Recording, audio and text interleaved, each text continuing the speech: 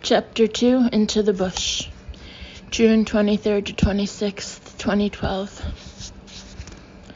48 hours after we left Los Angeles, we finally arrived at Camp Landolosi in South Africa, and we're staying in what was called the Tree Camp, one of the 5 camps the place had to offer. We assumed that since we were 6 women traveling together, the tree camp was where they stored the lesbian guests.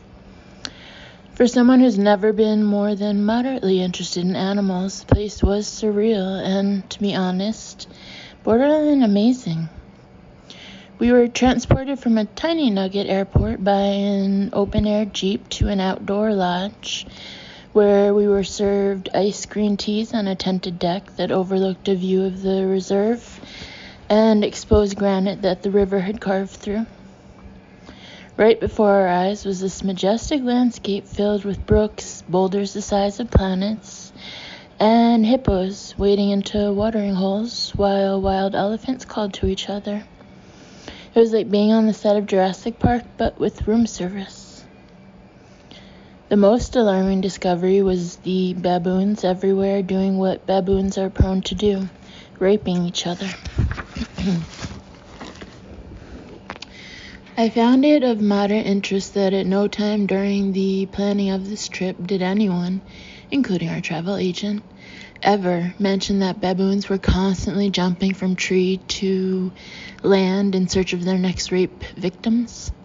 They were unsightly, uncontrollable animals with piercing screeches and protruding assholes shaped like a human's lower intestines. Over the next 3 days, we allowed ourselves to soak in the beauty of their high-pitched penetration.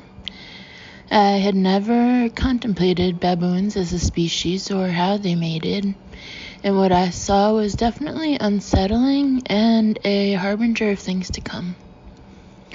I don't know how or why, but somewhere in my sick brain I had envisaged beautiful, soft lovemaking between wild animals, complete with gentle caresses and French kisses, and male lions stroking the female lion's manes while telling them how much they love them right before they came. This was definitely the first time in my life I actually felt transported to another continent. The scenery left each one of us speechless. When we had arrived, nearly 2 silence-filled minutes went by before Shelley made the realization that would change our African experience thereafter. She turned on her heels, faced the 5 staff members who were standing behind us with empty trays waiting for our next move, and asked, "Do you guys know how to make a good margarita?" The answer was no.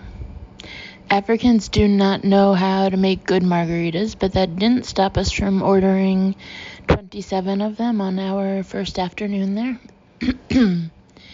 We were informed by the gay lodge manager, Ryan, who wasn't and probably still isn't out of the closet. We had 2 hours to freshen up before our first afternoon safari ride. We had just traveled for 2 full days and thought it reasonable to assume that by freshening up, Ryan meant celebrating as if we had just been released from an Asian labor camp. "Does anyone else feel bloated?" I asked the group as I dipped a piece of Parmesan into my 6th margarita. This is how the next 4 days would break down. A safari ride at 6 a.m., then a high-end picnic-style breakfast outside on the reserve at 10 a.m., and then back to camp for some R&R, and then another safari ride at 4 p.m., followed by champagne and African potato chips under the stars, followed by what the staff hoped would be showers for us, followed by an 8-course dinner. Ryan, said gay camp manager, whose body belonged in the front window of any Abercrombie & Fitch, along with the brain of a person that belongs in the front window of any Abercrombie & Fitch, told us how much he loved working in camp, but that fashion was his passion. He was 24 and claimed to be the lodge's wine sommelier. I let Ryan know that any 24-year-old wine sommelier worth his salt had to have been raised inside an actual grape. Ryan told us that the number one rule at Landolosi was to never walk alone at night, because animals will sometimes walk in and out of camp. Therefore, guests always needed to be escorted back to their villas by one of the local Shangaan rangers who worked there, or by Ryan himself. But what if you're busy letting a bottle of wine breathe? Sue asked him. How do you choose which takes priority, the wine or the lion? He let us know that the Shangaan rangers all carried guns in case of an emergency. Our actual safari guide's name was Rex. Upon our arrival, he came over to our table on the tented deck where we had parked ourselves and introduced himself. He was a blonde white South African with one dead tooth, but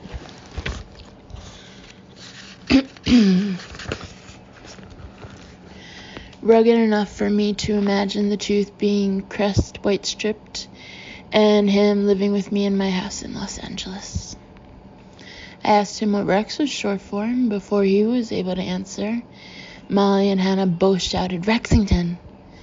Molly purred, ooh, I like that, and then tried to find her margarita straw with her tongue, which she was not successful in doing. Rexington, blah. Sue countered Molly and Hannah's drunk and disorderly behavior with a more serious question. Not to sound like a veterinarian, but is it okay to wear red on the safari rides, or would that make us look too much like wounded prey? Yes, I added, backing Sue up. My sister has her period. Is it okay for her to be outdoors? Like Ryan, Rex emphasized that we were not allowed to walk around camp unattended at night. This is starting to sound like a dare, Sue declared. I know you ladies have had a lot to drink, Rex told us in his native South African accent. If you want to skip the afternoon ride, which he pronounced rad, you can all just take a nap, and I can meet you girls at dinner to go over the next 4 days and what kind of animals we'll be encountering. Every S came out like a Z. Sounds like someone is trying to lay down the law, I said, trying to mimic his accent by replacing all my S's with Z's, but instead sounding Indian. I am Zexy Forexy, I slurred under my breath. Shelley reassured Rex that this was no amateur hour, and we were willing to behave ourselves in order to go on our first safari ride. He then politely informed us that he would be willing to take us on our ride as long as we followed the rules and did not, quote, yell at any of the animals, unquote. Oh my gosh, Mo muttered. It's like we're Make-A-Wish adults. There's a very fine line in the African sand between being an asshole and being an American, so we drew it. Rex, I apologize, Sue told him. We are not as obnoxious as we seem. We are just very happy to be off the plane and are blown away by this place. We knew we were coming on safari, but we didn't know this is what it would be like. Sue does this a lot. She excessively apologizes on everyone's behalf. I rolled my eyes at Shelley, but she was preoccupied with looking through her binoculars out over the deck, presumably trolling for single women. Oh my gosh, she whispered, I see a cheetah. Shit's about to get real, Hannah announced, looking cross-eyed in my direction. Oprah or Nopra? Oprah, I declared, let's roll. A herd of elephants would have made less noise than the five of us clambering over each other on the deck to get a sobering look at the cheetah. It didn't take long for Rex to glean that although we were assholes with a hankering for libations and lip balm, we were all genuinely interested in the adventure we were about to embark on. He took a long, hard look at us, spit on the ground, and surrendered. All right, which he pronounced all right. Let's go see some wildebeest. Wildebeest. His tracker, the man who sits in the front of the safari truck, mumbling in different directions, was named Life, which Rex pronounces Lef.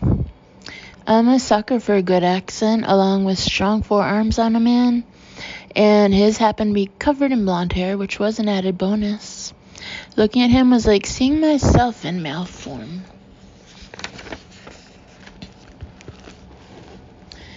We pulled up to a watering hole and saw 10 to 15 hippos.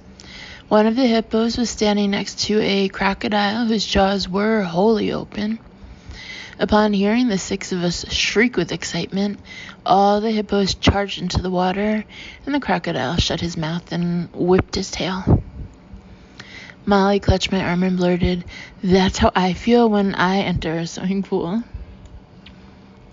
When I asked Rex how crocodiles and hippos can just hang out together without one of them eating the other, Rex seemed irritated. He explained to us that the hippo is one of the most, if not the most, dangerous animal in the world. They will swallow you whole or tear you apart by throwing your body around crocodile style. Obviously, that was why the two were such close friends. Then he firmly informed us that we were going to need to shut up if we wanted to see any more animals. At Rex's forcefulness, my sister glanced in Molly's and my direction with squinted eyes. I know this look of intrigue because the 3 of us all came from the same gene pool, and we are all attracted to the same type of man. After admiring the hippos, we ventured on and eventually managed to shut our mouths. Life would nod in a direction, and Rex would steer the car in that same direction. On that first day, we also saw wildebeest, buffalo, impala, and a single giraffe who hadn't made the cut with his own family. Poor loser, Hannah mumbled. Do you think he did something to deserve being rejected by his own family? She asked Rex, like Chelsea. No, he said, ignoring her last remark. Sometimes they just reject some of their own because they sense they are weaker. Rex seemed to know everything there was to know about animals, which was obviously a turn-on. He also went off-road several times, knocking down tree after tree in his path in order to find a carnivore. This was when our vaginas collectively started to rumble. It was probable that one of us would require penetration from Rex, and it was up to me to decide if I wanted to volunteer my services. 2 hours later, we pulled over and had champagne in the middle of an empty field, where we were also told that if we felt compelled to urinate, this would be the place to do it. I personally found it oddly comforting to pee outdoors. Not to sound like a urinary tract infection, but I can't wait to get back to Los Angeles and try this out, I told Hannah. She and I put our heads together and smiled for Shelley, who was taking our photo. After Hannah pulled up her pants and left, she continued taking mine.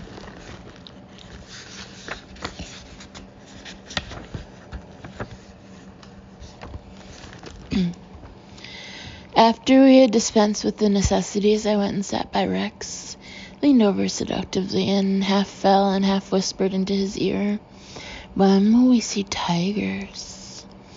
Rex politely informed me that tigers were located on a different continent, more specifically Asia. At dinner that night, we discovered that the only other people at our lodge was a couple on their honeymoon, which I always find unsettling. My sister was kind enough to point out to me that this is because I am incapable of spending more than 2 days alone with any person, never mind any man I've ever dated. It was discouraging to realize the truth of this statement, which led me to observe this couple like a zoologist stalking a den of baby hyenas.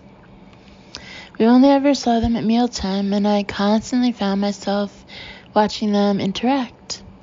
How many gaps of silence there were, and what each person did when the silence arose. Parentheses, each inevitably took a sip of wine or looked into the fire. The husband was constantly journaling with the help of his new captor. I couldn't help but wonder what kind of reaction one would have to the prospect of looking through animal journals for the next 10 to possibly 70 years. Close parentheses. Remember, Chelsea, Hannah gently said, interrupting my gaze. There is a lid to every pot. Something is definitely wrong with my feelings about marriage and procreation. I worry that not only am I missing the chromosome that allows me to dance respectably, but that I am also lacking a conventional vagina. Simone and my other sister Shoshana had come out to visit me in Los Angeles 2 months prior with their 5 children. After 2 days of nonstop pool noise, I stared at the smaller children with deadness behind my eyes, looked at Shoshana and declared, I just don't get the upside of having kids. She regaled me with her perspective. Chelsea. Sometimes I wake up and Russell, 3 years old, touches my face and says, Mommy, you're beautiful.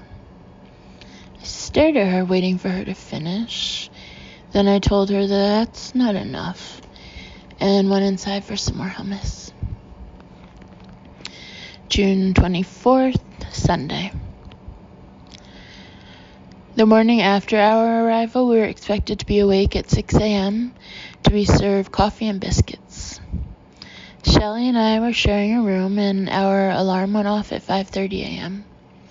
I immediately rose, opened the safe in the room, took my Invisalign out of my mouth and threw it in there, on top of my passport and my signed copy of Into the Wild. It was dark and freezing while Shelley and I scrambled around the room half awake. I slathered sunblock over my entire body and face and then layered on piles of clothing that I would be able to take off as the day wore on. Shelley removed her contacts from the champagne she had stored them in the night before and moaned when she put them in. Damn it, these burn. Rex was floored when we all arrived on the deck in time, except Hannah, who, in a surprising twist, somehow had reduced her normal 30 to 75 minutes of being late to only 20. She was bunking with Sue, who was helpful in getting Hannah up on time, along with putting her to bed when her slurring turned into screaming or crying. Who would have thought being on black people's soil would have the reverse effect on being late? Sue mused out loud. They provided us with scones and coffee, which was disappointingly the best food we had on the entire trip. Do you girls want a Bloody Mary for the ride? Rex asked. Sure, we all said in unison. I knew then that my feelings for Rex were stronger and more serious than I had first suspected. I dreamed of quitting my television career, moving to South Africa, buying an existing reserve, and living life wrangling baboons. Rex and I would settle down after I convinced him he didn't want children, and he would teach me how to herd buffalo, impala, pronounced impala, and little neck clams. I would eventually learn how to cook the meat, open up my own 3-star Michelin restaurant on the reserve, and finally get back to my true passion, waitressing. I've always suspected that the reason I was so terrible and miserable at waiting tables was because I had had no other options. Now, with a little money saved and a bunch of uncashed traveler's checks I had put aside as a nest egg, I could finally give people the service that they truly deserved. This was especially important since my name would be on the restaurant door. I'd call it Chelsea later. Simone looked at us drinking the Bloody Marys with a stink eye, which was not so different from her squinty eye, except for the additional eye roll at the end. She clearly wanted to take on the role of the responsible one who wasn't willing to lose her credibility with Rex or life. I don't need a Bloody Mary at 6 a.m. But it's not 6 a.m., it's 10 till. Shelley calmly corrected her. Technically, it's still nighttime. Shelley has a very soothing tone of voice when she's trying to encourage someone to drink. Rex told us that perhaps we were the first functioning alcoholic women he had ever met, and it became a mantra he repeated for the next 4 mornings when we continued to rise at 5:30 a.m. and start our day with Bloody Marys. Functioning alcoholics wouldn't be the precise term, Rex. Simone corrected him. It's more like professional alcoholics. Simone was spot on, and although she doesn't drink as frequently or as much as the rest of us, she was able to keep up at a pace that I found as distrustful as her wardrobe choices. I corrected her.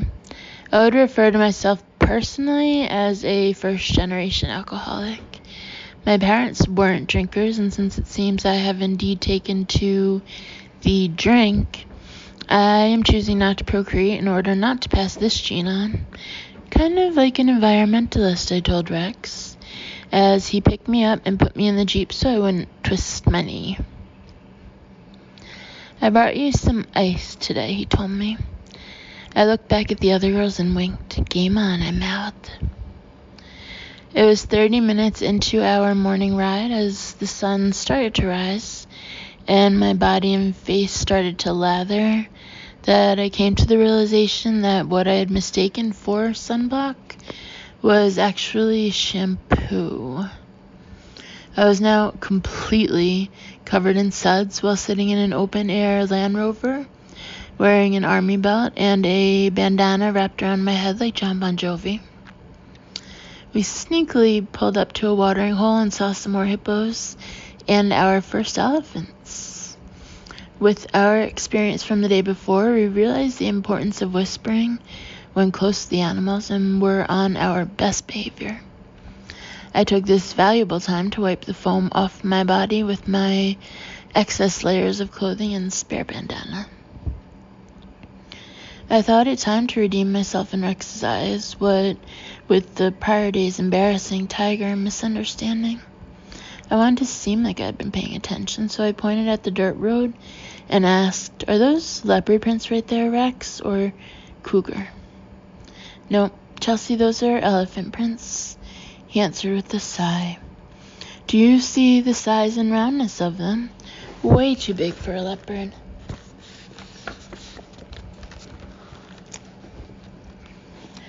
Sue chimed in to defend me. "Rex, in all honesty, the leopard could have been wearing bell-bottoms."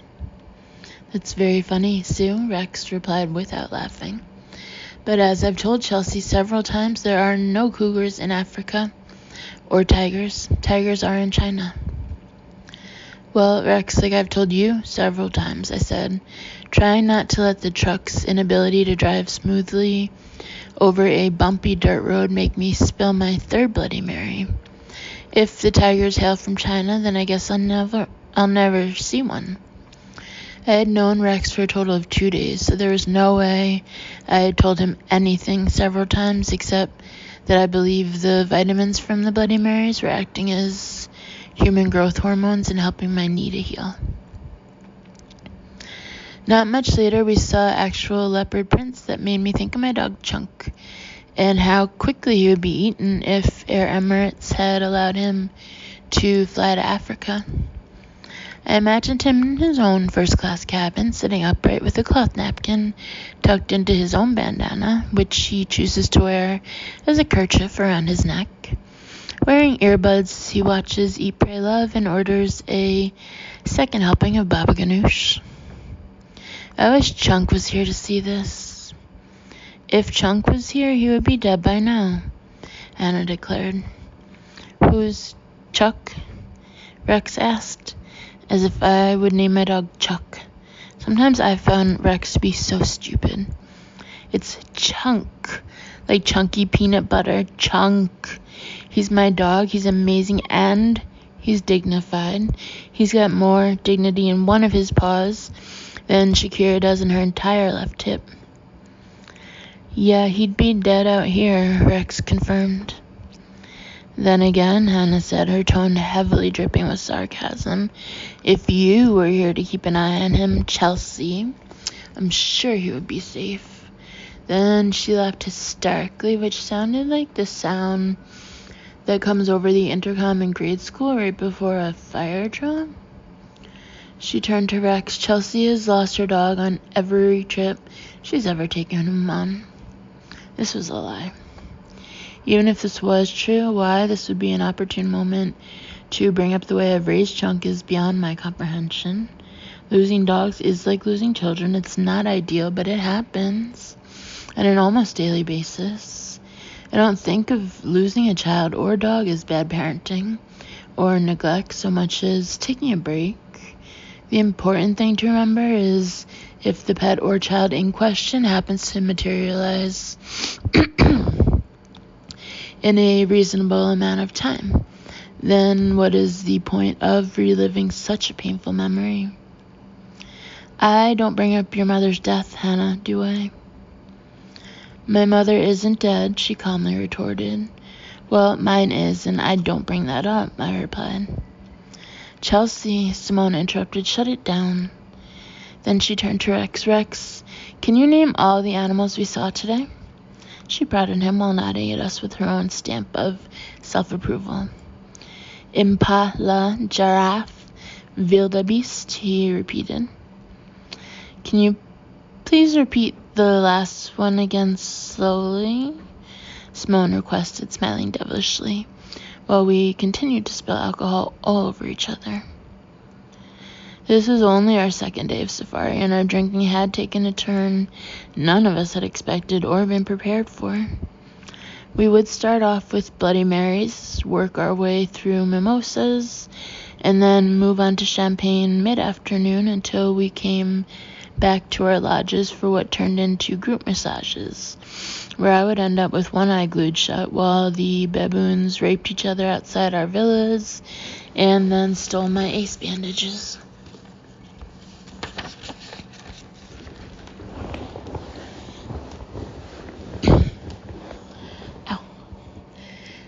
During my massage, Sue announced that one of the baboons had wrapped my ace bandage around his leg. Look, Chelsea, one of the baboons also tore his ACL. We then threw our underwear and bras onto the deck in the hopes of the baboons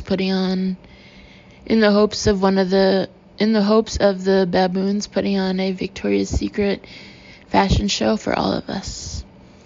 This did not happen, and instead we ended up with even fewer undergarments than we arrived with, because instead of returning our wares with the respect I would imagine a baboon to have, they tore them to pieces with their mouths and then spit them out. I personally was left with a single pair of safari underwear that guaranteed survival in 17 countries for a total of 6 weeks. Shelley had purchased these for me for my real life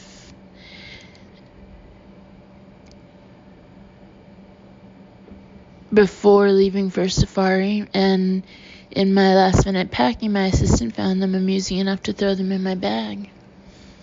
The instructions were to air dry them each night, allowing the mesh they were made out of to breathe before reapplying them to your body each morning. How any underwear could sustain 6 weeks in any country, never mind South Africa, was a little over the top, in my professional opinion. The massages lasted every day from the time our lunch ended, around 1, until 4 p.m., when we would need to prepare for our afternoon ride.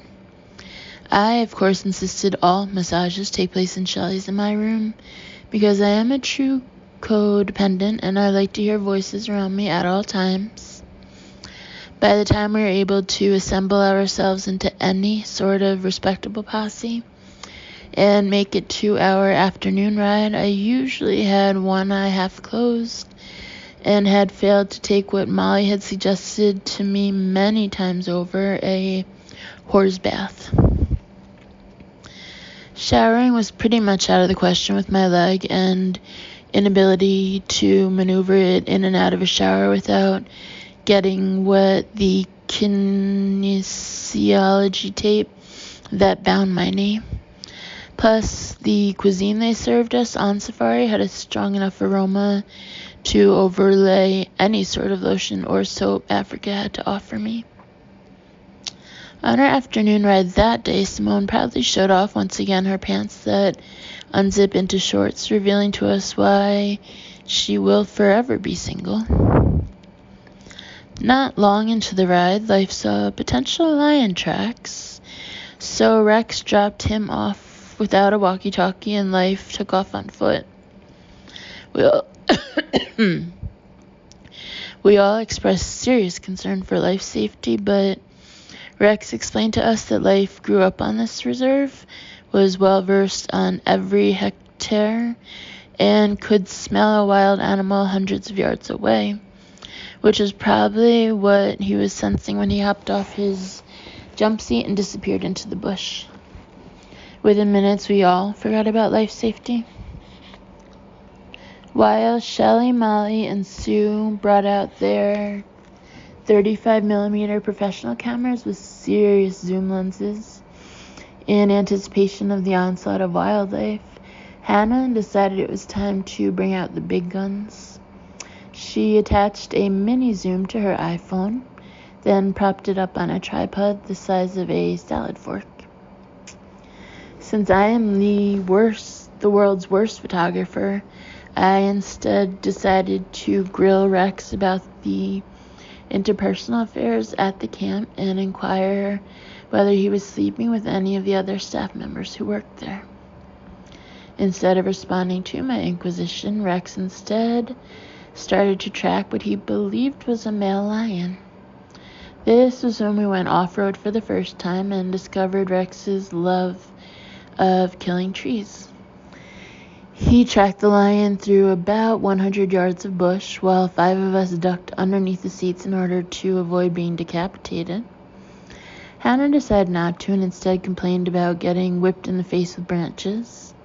"Well, then put your fucking head down, Hannah," Shelley yelled. We finally came upon the lion. He got up and circled our Jeep more slowly and more menacingly than Betty White on roller skates. "Be very still and very quiet, Rex whispered as he turned the engine off. Being that close to a 300-pound male lion that was looking at all of us directly in our eyes was absolutely mesmerizing. I found it nearly impossible not to reach out and pet him or to break out into whatever the theme song from The Lion King is.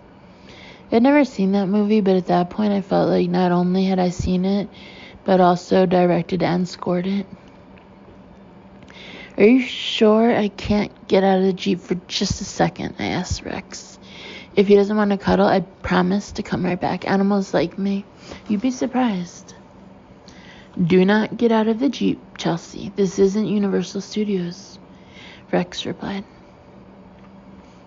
After our victorious outing of spotting a lion and his eyeing us like prey for over an hour, it was time to go back to the lodge for our 8th meal. "What will we be dining on tonight?" Molly asked. "Kudo," Rex replied. "They are the equivalent of tacos in Los Angeles." "You're sure making a lot of references to California. Sounds like someone is looking to get a free ride to Los Angeles," Sue murmured under her breath. I decided to celebrate back at the lodge by ordering 7 different drinks in less than 10 minutes. It's always been hard for me to decide what to drink, so I like to sample as much as possible, but I reason with myself that it's not obnoxious since I always insist on paying for all the drinks, whether I drink them or not. I announced at this juncture that my relationship with Rex was going so well that I believed a realistic outcome would be for him to move to Los Angeles. He's obviously dropping hints. That sounds reasonable, Chelsea, Simone said. I'm sure Rex will fit in nicely as one of the comedians on the round table, and then after he's done taping, he can go back to your house and do some landscaping or shoot at all the water moccasins in your pool. At a group dinner with other safari goers, we spied an older couple with 16-year-old triplets at a table near us. Reliably, Sue immediately accosted them to get their story. She ended up sitting at their table for a full 1-hour interrogation. One of the triplets was a solid 6 feet tall and healthy, while the other two were toddler-like with voices that could have shattered glass. Clearly, the big one had stolen all the food in the womb. I spent my time questioning Ryan, the gay lodge manager, about the staff and who was sleeping together. I worked in a restaurant for 7 years. I know how this works, I told him. In his profound naivety and innocence, Ryan informed me that Rex slept with Lily, but they were not in a formal relationship. Ryan pointed her out to me, and I spent the rest of the night observing her and what she had to offer Rex. June 25, Monday. By the third day of safari, each of us had gained between 7 and 15 pounds. Rex and Life started packing Bloody Marys and champagne in the Jeep for our morning rides. We've realized it's better for you girls to have a little buzz, Rex announced. I surveyed my body and made a note in my BlackBerry to advise my assistants in the future to pack up to 5 different sizes of clothing depending on my length of travel. Sizes 4, 6, 8, 10, and 12. Shopping for maternity wear prior to trip shouldn't be ruled out either. There's a great shop for expecting mothers in Los Angeles called A Pea in the Pod. Start there, I tell them. The first thing we saw that morning was an elephant mother and her baby. I recommended rushing the elephants because I had always wanted to have an elephant charge me. Rex pointed out that this would be disastrous, and even in a Jeep, we would be unable to outrun a mother elephant protecting her baby. Whatever, I moaned.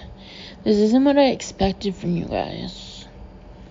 Quietly, I wondered if the elephant would confuse me as one of her own, considering my recent weight gain. Then the mama elephant's ears began to flap, and she started toward us and made a loud trumpeting noise. Rex put the car in reverse and announced it was time to move on. This was the quickest I had seen him move.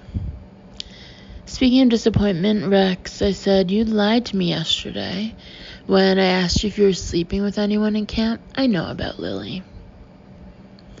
Rex responded by telling me it was because he didn't tell guests personal information. I responded by informing Rex that we were not regular guests and any and all personal information should be disclosed ASAP. In perfect timing for Rex to avoid answering personal sexual questions, we next came upon a mother hyena with her den of babies. We decided as a group that hyenas were quite possibly the most disgusting animals we had seen on safari so far, and that was including baboons. Jeepers, Rex responded. You girls are flippin' hard to please. Molly, Simone, and I exchanged disappointed squints at each other. This marked the first time I was embarrassed for Rex and his vocabulary. Do you still want to take him back to L.A. to be your pool boy? Molly murmured. Jeepers, Chelsea. We seem to have run out of iced tea and vodka. Where's the flippin' store? Where's the lip balm? I asked the group, ignoring Molly. Later that afternoon, they drove us over to a ridge covered in boulders and that overlooked a river, and we had drinks at sunset with Rex, Ryan, and another safari guide named Luke. It was very romantic, or it would have been very romantic had we been there with our boyfriends. Had any of us actually had boyfriends, with the exception of Sue. Although until Chuck agreed to change his name to something more reasonable, he didn't really count in my mind. Luke wasn't attractive in any way, shape, or form, but he was well-versed in what was in the sky. We all sat under the stars while he identified every constellation, its location in relation to us, and what parts of the world they were most visible in. He showed us the Southern Cross and its pointers, teaching us how to determine in the dark of night if you were headed north or south just by looking at the sky, and making a triangle out of the Southern Cross pointers. I had heard about this sort of Boy Scout nonsense before, but I didn't believe people really paid attention to this kind of thing, unless they were members of some program that was trying to launch a rocket into space. After our tutorial, we all attempted to identify the Southern Cross night after night with a success rate of 0. I watched Rex down one glass of champagne after another and chase each one with a shot of Jameson, and it dawned on me then that we might not be the only ones with drinking problems. On the ride home, we heard over the walkie-talkies from other safari guides about 3 lionesses that were found roaming on the airstrip where we had landed. One was injured. As we tried to track them, we heard the 3 lionesses making calls trying to find each other. That's sweet. What kind of calls would we make under the same circumstances? I asked the group. We decided collectively right there and then that we had no system in place whatsoever to locate one another if we were in a bind and forced to separate, or even worse, if Simone was injured and had to blood again. Molly and I took turns howling at each other before I think this is a typo. It says were, like W-E-R-E. I think it should say before we were told to shut the fuck up by Rex. He didn't use the word fuck, but he was grabbing at his disheveled hair the way a man would if he were trying hard not to hit a woman. That night we had dinner in a circular wine cellar and were separated from the rest of the guests. Molly attributed this to Sue's interrogation the night before of the triplets and their parents about the health issues the 2 small siblings had to endure due to the biggest of the 3 hogging all the nutrients in the womb. Simone attributed our isolation to our behavior in general, and Hannah attributed it to the camp having to keep me from sexually assaulting Rex. I'm not the one that was upset. The bag you were allowed to bring wasn't big enough to house your black vibrator, I told her. I have extra condoms if anyone hooks up, Sue announced as she helped herself to some curry. Did you girls know that South Africa has one of the highest HIV-infected populations in the world? It's a great place to hook up. There was enough food to feed 65 people, and none of it was worth taking a second bite of. Multiple dishes consisted of multiple unidentifiable meats on multiple sticks. Molly posited that if we simply cut down on the amount of alcohol, the quality of food might improve. It's safe to assume they think we eat as much as we drink, Simone commented. I thought a lot about my life today, I proclaimed, and I no longer believe marriage is in the cards for me. June 26, Tuesday. On the morning of our 4th day, I decided sleeping was more imperative than seeing more lions lick themselves. I blamed my knee injury on my passiveness, but the truth was when I woke up for the 4th time that week at 5 a.m., I wanted to cry. Why are babies allowed to cry when they wake up, but adults crying when they wake is frowned upon? Babies are permitted to act like assholes whenever they feel like it, and no one blinks, but if an adult throws a temper tantrum, all of a sudden it's on YouTube. It was just too fucking early, too many days in a row. I mean, realistically, how many more animals were there to see? There is also a side story. I can't begin to describe how much I loved the twin bed I was sleeping in. It was like a marshmallow surrounded in mosquito netting, and it made me feel like a princess. It was just the right size for me and reminded me of a childhood I never had. The only thing better than a twin bed with a mosquito net would be a twin waterbed. The decision was made. Once back at my house, I would keep the king-size custom-made leather headboard, but replace the king mattress with the twin-size waterbed. I would center it in the middle of the headboard in order to make clear to any visitors that this was an intentional design choice. I would run the water hose through the electrical system in my closet and straight through my ice machine, also in my closet. I love everything to be cold, and this was just one more thing I hadn't thought of, an iced waterbed. While the girls were gone, I arranged a massage for myself in my villa. The 90 minutes were up before I was ready, so I walked right over to Simone and Molly's villa and called the spa from there, pretending I was one of them. Unfortunately for me, the same masseuse who had massaged me moments earlier showed up and looked at me quizzically, even though I had put on a baseball hat and sunglasses as a disguise. I pretended my sister had ordered the massage, but that she had changed her mind at the last minute, and I volunteered to take her place so as to not waste any money. Getting 2 massages back to back from the same person wasn't optimal, but the management at Landolosi left me with no other option.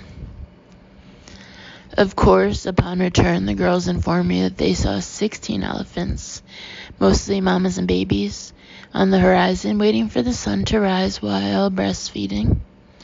I could have kicked myself if I could have moved my leg in any direction but straight. They also told me about the herd of zebras they came upon while a herd of rhinos stood closely by, bathing themselves in mud and then licking it off each other. We then went shopping at the camp's small store. Everyone proceeded to buy clothing they would never wear, useless knickknacks they would never unpack, and jewelry they would lose before the end of the trip. Sue bought a set of salad tongs for everyone she knew. She then kissed the manager of the store on the mouth as a thank you for ringing up said items. I purchased a gray shirt with the continent of Africa front and center, only because none of the clothes I had brought still fit me. I was now wearing a women's large. I decided to go back to my room and take a pain pill for my leg, something I was proud that I had avoided in the 96 hours I had been abroad. After the girls were done shopping, they found me on the main deck, stuffing my face with breakfast items at 2 p.m. A small, blonde, 9-year-old boy walked in and sat himself at the table where the girls had joined me. He was fully equipped with binoculars around his neck and an animal logging journal in his hands. His name was Weston, and he had no guardian in sight, and it very quickly became apparent why. He never shut the fuck up. The only thing more annoying than underweight cats are kids who don't know when to zip it. His family came here every year for vacation, so we agreed to let him give us a tour of his lodge, which happened to abut our lodge, and a look at his very detailed journal of every animal you will find at Landolosi, scientific names included. One by one, we slowly made excuses to go, leaving Sue alone with him. The 5 of us decided to bar hop and investigate the other lodges that we hadn't seen yet. Afterward, we deduced that everyone who worked at this resort was too good-looking. Simone questioned the ability of people this good-looking being able to effectively do their jobs while also protecting us from wild animals. Being that it was our last day at the camp, I decided to participate in the afternoon ride. By this point, I had put on so much weight that after I walked back to my room, I got dressed by just throwing my bathrobe over my naked body. I had developed a diaper-like rash, which I believed was from wearing jeans that were cutting off my circulation. None of my safari clothes fit me. Every morning I would try on all 3 pairs of pants I had brought, hoping that somehow my weight had shifted while I slept, but to no avail. I borrowed a pair of Shelley's jeans, which barely fit, but I ended up sending them to the laundry because they reeked of vodka and tomato juice. Why SkyMall hasn't developed a proper safari thermos is an insult to animals, jeeps, Africa, and alcohol. I started our afternoon safari ride by asking Rex what he would do if an animal were to attack us. Who would he protect first? This is my very indiscreet way of giving him room to make his intention known. He promptly informed me that he would protect himself first. Rex found and picked up impala poop, parentheses, looks like little black blueberries, close parentheses, and ate it. Life told us how the Shangan play, a game where they see who can spit impala poop the farthest. Without any prompting, Sue put a couple of pellets in her mouth and started spitting them at us. Shelley then spent the next half hour dry heaving at the thought of putting poop in your mouth. We ended up watching 2 male giraffes fight with their necks for 30 minutes over a female giraffe. As boring as the battle was, we were shockingly excited. Hannah asked if giraffes ate meat. Molly rolled her eyes at me as if I knew how ridiculous a question that was. Rex responded with great annoyance. No! He was on the verge of a mental breakdown, and Simone and I surmised that he was grumpiest in the afternoon because he was going through DTs from not being able to drink and drive. In the mornings, he was more pleasant because he was still drunk. Life pointed out a kudu, which, compared to the animals we had already seen, was not that interesting. You would think after running safari camps for years and years, they would know to introduce you to the most boring animals first, and then slowly introduce the big 5, lions, tigers, and bears. Out of sympathy for Rex, we told him we had seen enough animals and that we should all blow off some steam and get drunk. He didn't take much convincing, and even Life seemed to perk up at the prospect of Rex letting loose. Shelley seized this moment to whip out her satellite phone, which was the size of a small uterus, so she could patch herself into a work conference call in Dallas. Shelley had taken things in the opposite direction from me by getting more serious each day with her safari garb, adding a belt, a broad-brimmed safari hat, binoculars, and a satellite phone to roll calls while we watched impala eat their own shit. Rex claimed this was the first time he had ever seen someone on a conference call during safari. Life claimed this was the first time he had seen a phone. Sue was sitting alone in the back seat of the Jeep, pontificating out loud that she was consistently sitting alone in the back seat.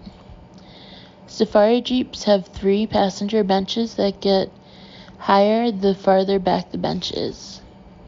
Sue claimed she was being treated like a 90-year-old grandma with dementia who was taking 4 drives to keep her happy.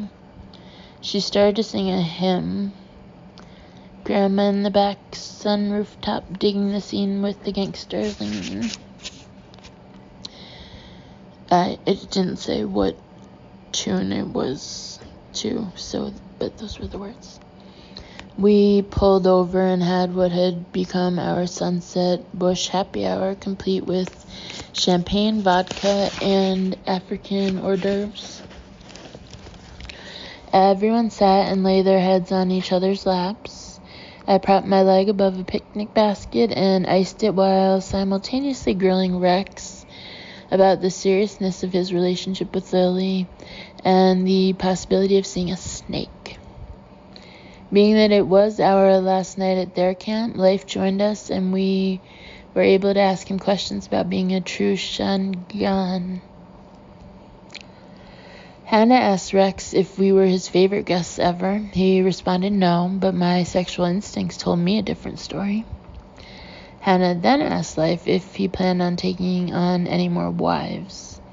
He said no, citing expense as the reason. I took this opportunity to offer Hannah up for free. Leif giggled, which was quite adorable, and looked away awkwardly in a way I took to mean she isn't my type. Hannah looked appropriately disappointed and then made an under-the-breath comment about him raping her later on that night. Oh dear, Molly said, I think it's time to go. Rex regaled us with his training to become a safari guide at Landolozi. How every day for 8 days he would follow a new path on the grounds with just a walkie-talkie, a sandwich, and a water bottle. He had no weapon to protect himself with. On one of the days he got stuck in the middle of a herd of elephants and tried to camouflage himself underneath a bush. He walkied the other rangers at the camp to rescue him because he truly believed he was going to die. They told him they wouldn't make it in time and he was on his own. Rex stood up in the middle of the herd and ran as fast as he could out of there. Are you going to be okay? Molly leaned in to ask me. Or will you need a new pair of safari underwear after that story?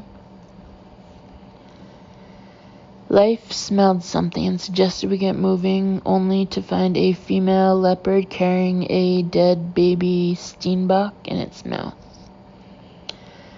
While following it, Sue lost her beanie in a tree and expressed her hope that one day someone would see an impala or a zebra wearing it. Next, we came across 30 or so baboons ass-raping the females as they walked across a field.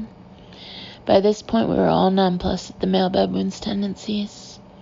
These animals are behaving like musicians, Sue announced. Leif told Rex in Afrikaans that he had found male lion tracks. We followed the tracks for 45 minutes, working with other trackers on the reserve via walkie-talkie. Then Rex and Leif both got out of the car to trek on foot. This is when I got up, pulled my pants down, and placed my ass over the side of the Jeep.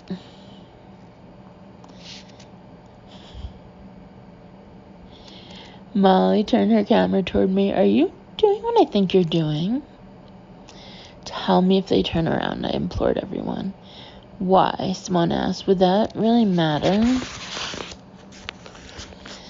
Leif came back to the truck and wrinkled his nose as he passed the part of the Jeep where my urine had splattered. He said something in Shangaan to Rex, and Rex started laughing and looked in my direction. I looked straight into the sky. There's a difference between being a class act and being classy. Peeing off the side of a Jeep doesn't mean you're not classy. It just means you're a free spirit with a small bladder. Laying my scent across the continent of Africa is what I now realized I was born to do, and it worked. The next thing we found were 4 male lions, spread eagle, sunbathing. We were actually able to be quiet and got as close as possible. As we were moving in, Hannah dropped her sunglasses outside of the Jeep. I'm sorry, she said, but can we please go back and get them? They were $180. We all turned around and looked at her to see if she was serious. "I'll buy you another pair," I told her. "It's really not going to help me for the next 10 days. Without saying anything, Life jumped out of the car with 4 lions surrounding us to get Hannah's glasses. I still didn't understand why Life was allowed to mingle with the lions, yet I wasn't. After we clearly disturbed them with this little kerfuffle, the lions decided to move down to the water where a bush was blocking our view. So Hannah, wanting to see better, asked Rex if she could get on her knees. "You would like that, wouldn't you?" Molly asked. "Maybe that's what got you so aggro." "Fuck you, Chelsea. We're on safari. Relax." No one bothered telling her that Molly was the one who had spoken because Hannah had stopped making any sense days earlier. On the way home, Rex was speeding to get us back in time for our last night's festivities and almost crashed into hippos congregating in the middle of a river we were crossing. Those safari jeeps are pretty powerful, and so is the champagne we had coerced Rex to drink. He was 18 sheets to the wind, and I had officially lost my lip balm. We got back to Landolozi earlier than usual and headed to the local Shangan village so that Shelley and Sue could give the toys and candy they brought to the local children. Imagine a local village or orphanage and the euphoria illuminating everyone's faces as they saw Americans pulling up. There was none of that. Clearly, these children had grown weary of white people bringing them gifts, and by the looks of things, they were already pretty well set up. Each child had a Mac laptop or a iPad mini, and there was French writing all over their chalkboard. "Wow, Chelsea, these kids are all better educated than you. Maybe one day they'll all get a TV show on E2, Hannah announced. Next, we met with the head village woman, Lena, a stumpy woman who spoke slowly enough to make us all feel as stupid as possible. Lena told us the history of the Shangan tribe and how the Shangan men take multiple wives, all of whom must pay a dowry. If a woman dies before her dowry is paid, her children will have to pay their father for their mother's dowry. "That sounds like a sweet deal," Molly said, fist-bumping me. Then Lena brought us over to the hut she slept in, which was the size of a pencil sharpener. We went in one at a time and avoided any eye contact with each other. After this humbling episode, we rode back to camp in silence and went to our separate villas after canceling our massages. Not long after 8 p.m., Hannah came out of her bungalow and announced she was feeling ill. Sue, Shelley, Simone, Molly, and I all suggested that she stay behind and skip our last dinner at camp. Our attempt failed, and Hannah insisted on coming anyway. On our way to dinner, some sort of branch we had all managed to avoid somehow hit her in the face. Hannah clearly lacked any natural instinct to duck when objects were flying at her face, which coincided with her terrible driving ability and her accusation that my driveway hit her car. The dinner was held outside in the boma, which was basically a pile of sand with a fire at the center. We were grouped with all the other guests staying at the myriad lodges in our camp, including the triplets. Rex was in the worst shape we had seen him in and insisted on us all taking shots of Jägermeister. Not long after dinner commenced, he got up and made a toast, declaring to the other safari-goers that he had never met women like us. Simone gave me a half-scrambler eye roll, meaning this was in fact not a compliment. During dinner, Sue was talking about how incredible Landolozi had been when Hannah interrupted her with a completely unrelated topic about Rod Stewart's new autobiography and his current concert ticket sales. I turned to Molly and asked her what she thought Hannah was on. Somehow, in the midst of two different conversations being interrupted, Hannah was able to overhear my comment and turn to me. "You're not being very nice, Chelsea. I heard that." "Hannah, you're not being very nice either. You have bitched and moaned all day about one thing or another, interrupted more than 10 conversations, and have gotten upset with life for not wanting to bring you on as his sixth wife." "Chelsea," Hannah rebutted, "I told you that you look less bloated today than yesterday. How is that not a compliment?" "That's true, Hannah, but you also wouldn't walk alone with one of the camp guides because you were convinced he was going to rape you." "That's not what I said," she bellowed. "I said if he did rape me, I would get on Tom." "I didn't hear that part," I admitted.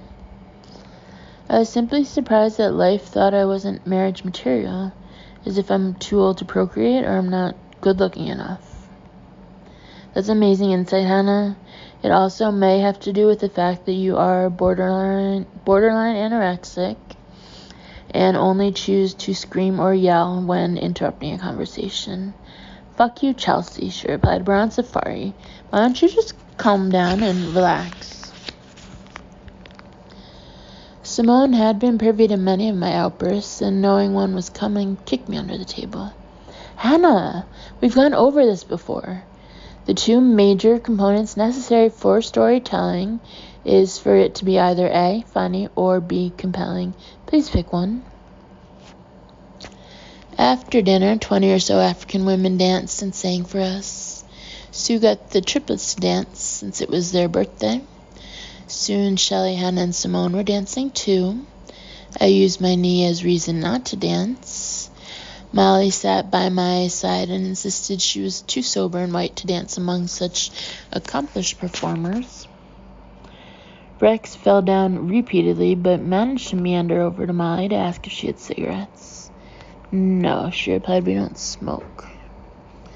"I can't believe girls who drink like you don't smoke." "Sorry," Simone responded. Then she looked down and asked me why I was wearing one motorcycle boot and one sneaker. I had no answer to this line of questioning due to the fact that I had no recollection whatsoever of losing a shoe. It was at this point in the evening that I realized Lily and Rex made no contact with each other. I determined that not only did they not belong together, but that Lily was trying to make Rex jealous by allowing other male camp workers to put their arms around her and flirt. It was clear to me what was going on. Lily didn't feel safe with Rex because Rex never really liked Lily, and Rex was looking for someone more worldly like me to share his life with. I tried to discuss this with Molly, then Simone, then a stranger. The insincerity and unlikeliness of a long-term relationship between Lily and Rex. Simone advised me to take a Xanax and go to bed. After 4 days of monkey rape, drinking like sailors, and embarrassing the United States of America, it was time to go destroy another country. We were off to Camp Dumbo and then Botswana. On the morning of our departure, I announced the following. I would like to go on the proverbial record before we get to Botswana and say that I do not believe a gorilla would ever attack me. I don't mean to sound like a paleontologist, but there are no gorillas where you are going, Chelsea. They are in the Congo, Rex replied, then paused. I would also like to announce I have another furlough coming up in 4 days, and if you need a 7th edition to even out your group, I would be willing to join you girls when you get to Botswana. This was the best news I had received since winning my 2nd grade spelling bee, where I had come in 3rd, but I managed to play it cool, with my one boot and one sneaker firmly planted in the sand. Either way, I don't believe one would attack me. I kissed Rex on both cheeks as if we were in Europe and bid him adieu, even though secretly I knew this was not goodbye.